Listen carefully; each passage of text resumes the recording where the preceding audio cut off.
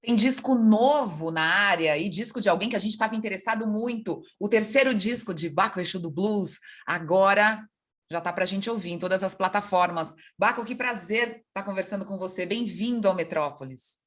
Pô, muito obrigado, muito prazer, muito feliz de estar aqui. Que ótimo. A última vez que eu conversei com você, eu me lembro bem, porque a gente estava num espaço muito legal que hoje, infelizmente, está começando a voltar. Era um festival em São Paulo, Koala, eu acho que era Koala, sim. Sim. Festival Koala. E aí, você tinha ali, a gente tinha muitos, e sem querer eu conversei com o curador, muitos baianos.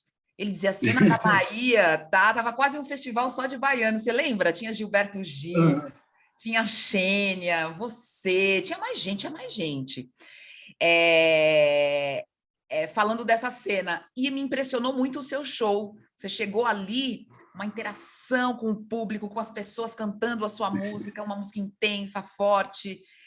Essa experiência que você teve com esses outros dois discos, essa experiência de chegar com o público, de estar com o público, de ter sucesso, de alguma forma respinga agora nessa sua criação, nesse seu terceiro álbum?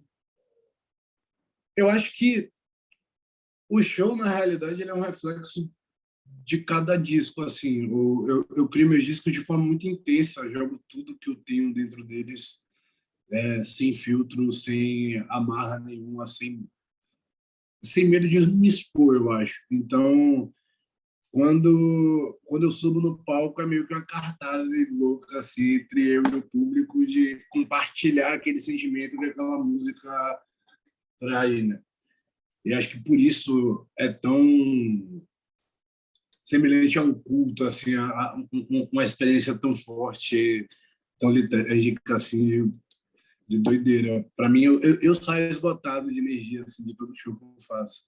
É exaustivo, mas ao mesmo tempo muito bom. É um cansaço bom, não um cansaço negativo, é um cansaço de, tipo assim, jogamos para fora tudo que a gente precisava jogar para fora. E é sobre isso. É isso, é sobre essa entrega, né? É se entregar, é se Sim. expor, é mergulhar nas profundezas.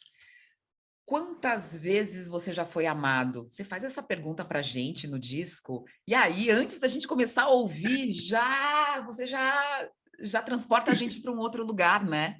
Essa pergunta foi a primeira pergunta que você fez para começar a fazer o álbum ou ela chegou depois? Eu acho que ela chegou um pouco depois.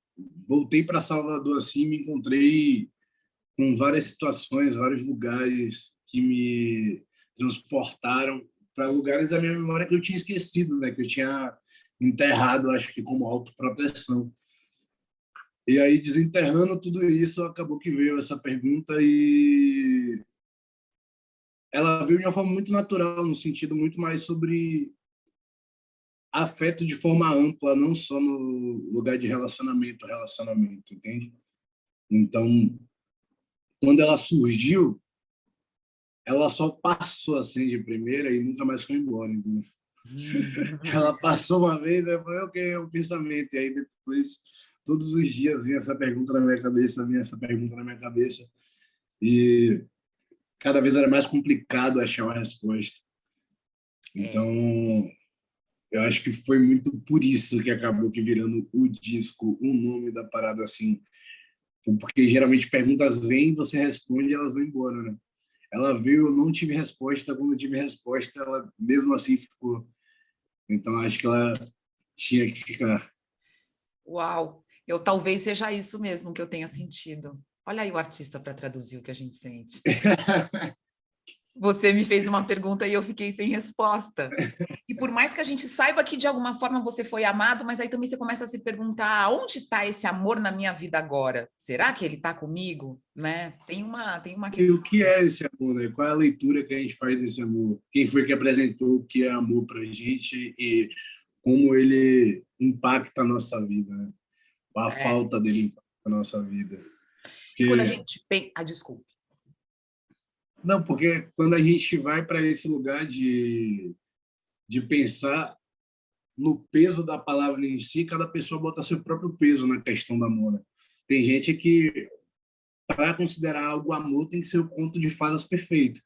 Tem gente que, para considerar amor, tem que ser algo só que não machuca, que não enche o saco. Então, são pesos muito diferentes. Isso em todas as áreas, amor familiar, amor de amizade, auto-amor ou amor para uma relação afetuosa no quesito de romance. Mas, mesmo assim, são 1000 medidas para um peso só, né? E amor para o povo preto, né? O que que é Sim, amor para uma pessoa principalmente. preta, né? O que que é como o afeto e o amor chega para o povo preto brasileiro, né? Essa Sim. indagação também está aí, né? E quantas vezes a gente pensou nisso, né? É muito doido pensar que vivemos de uma forma que sentimos falta, mas não temos tempo para pensar o quanto sentimos falta disso, o quanto o impacto da falta que isso traz para a gente. É doideira. Tá vendo? É isso, né, que é Baco Exu do Blues. É isso, é você mergulhar. Como é que foi o processo de criação do disco? Você estava em Salvador, foi pandemia, e você escreve assim, numa sentada? Pô, foi um processo muito diferente dos meus processos geralmente. Porque eu estava sentindo muita coisa, eu estava passando por muita coisa no momento que eu comecei a criar o disco. Só que em vez de só jogar para fora aquilo que eu estava sentindo no momento, eu fui entender de onde vinha o que eu estava sentindo. Bateu essa curiosidade, que só expor os meus sentimentos de uma forma mais emergente, assim, com urgência, é o que eu fiz nos meus outros 2 discos. Nesse eu tive um tempo de amadurecer a ponto de entender de onde vinha e quais sequelas esses sentimentos firmaram em mim, né? Eu acho que essa foi a parte mais dolorosa. Tanto esse disco quanto o próximo disco que vai vir, eles passam muito por isso, de não só saber o que eu estou sentindo, mas entender de onde veio o que eu estou sentindo. E isso é traumático demais. É se afundar em um É, lugar muito complicado. não, eu tenho que te perguntar se você está fazendo esse processo acompanhado. Quando eu digo acompanhado, é com uma em terapia, um processo, E porque você está mexendo em muita coisa. Ou a sua arte te leva para um processo terapêutico tão grande que você tem esse outro caminho. eu tenho um aporte, sim, mas eu acho que esse processo em questão é como se fosse um pré-terapia. É como se eu tivesse definido ali o que eu vou falar lá. Só que antes eu falei no microfone do que falar para uma pessoa. Então, foi o processo. Só que, mesmo eu falando no microfone primeiro, as pessoas só foram ter acesso depois de muito tempo que eu Claro. já... Sim, então é um pouco mais tranquilo, mas antes de falar para qualquer pessoa, eu conto com o microfone, com certeza. O microfone é o lugar, é o seu primeiro lugar de cura. É, Quantas vezes para a gente a sua música chega num lugar de cura? O microfone para você é um lugar de cura. na realidade, eu acho que o microfone é um lugar um pouco mais pessoal para mim, porque eu estou falando para fora e estou falando sozinho, né? Então, eu não tenho que botar filtro em como eu vou falar ou o que eu vou falar. Eu só jogo do jeito que eu sinto que aquilo ali vai me esvaziar daquele sentimento que eu estou sentindo. Depois, ouvindo, eu consigo pensar e falar, não, faz sentido levar isso aqui para outro lugar e conversar sobre isso e debater com a pessoa e tudo mais, porque eu entendi melhor aquele sentimento depois de jogar ele ali na música. Eu acho que é isso. Claro. A gente está falando aqui muito de inspiração dentro do seu processo criativo, e agora eu vou perguntar sobre forma, né? Sobre a estética. Porque senão eu vou Uhum. mergulhar aqui, vou começar a perguntar, vou começar a contar coisas para você, Baco. Porque você vai levantando questões muito profundas, isso é muito legal. Mas na questão estética, né? Na hora de você ali Uhum. fazer a sua poesia, que foco é o seu, Baco? É, não sei nem te perguntar isso. Como é que essa sua poesia brota? No que você presta atenção? Qual é a sua métrica? Eu quero saber um pouco aí. Ou Eu tudo não, mais caótico? é tudo bem mais caótico do que parece. É só sobre jogar as coisas para fora que eu preciso jogar da forma que eu preciso jogar e acaba que eu crio meus próprios jeitos. Não tem muito mistério. Eu realmente não penso, tipo assim, meu Deus do céu, eu tenho que chegar aqui e fazer dessa forma. Geralmente, ou eu crio a melodia antes pelo sentimento que eu estou sentindo e isso se transforma, a galera transforma no beat depois e encaixa perfeitamente, ou as pessoas me vêm com um beat que tem a ver com o que eu preciso falar, que é muito isso, assim, meu processo com a galera que faz as minhas produções, e eu falo do meu jeito. Sonoramente é muito divertido porque chega em lugares muito inusitados, mas não é uma parada assim, nossa, eu preciso fazer de um jeito diferente. Só sai, é porque é muito expressivo. Eu sou muito ruim em decorar melodias, eu sou muito ruim de fazer esse tipo de coisa. Então, eu não consigo repetir uma vez a mesma coisa que eu faço quando eu estou gravando se eu não conheço aquela melodia, se ela só está na minha cabeça. Então, é uma coisa que vem, acontece, e se eu precisar regravar umas 3 vezes de novo, vai sair 3 vezes diferente, tá ligado? Uau! Isso. Pois é, mas é que às vezes a gente te ouvindo tem uma palavra certa no lugar certo. Muitas vezes eu penso, não, ele pensou isso muitas vezes. Enfim, o processo, Não, o processo de muitas vezes talvez esteja aqui, na hora que você fale, já foi. eu acho que é porque é sobre aquilo, é sobre o que eu estou sentindo no momento e tem que sair do jeito certo para me fazer sentir que eu tirei de mim, entendeu? Que realmente aquilo ali não faz mais parte e que eu me livrei daquele sentimento de alguma forma. Então, às vezes, se eu enfeito demais ou se eu boto num lugar mais... Ah, ah, eu posso até falar, mas eu não vou me sentir satisfeito com aquela falha, entendeu? É a Entendi. mesma coisa de dar um grito. Às vezes, você dá um grito, quando você dá um grito, você de você qualquer sentimento. Mas depende do grito. Se o grito for ruim, um grito mais contido, não É, funciona, entendeu? Então entendi. tem que ser algo completo, assim, que faça sentido.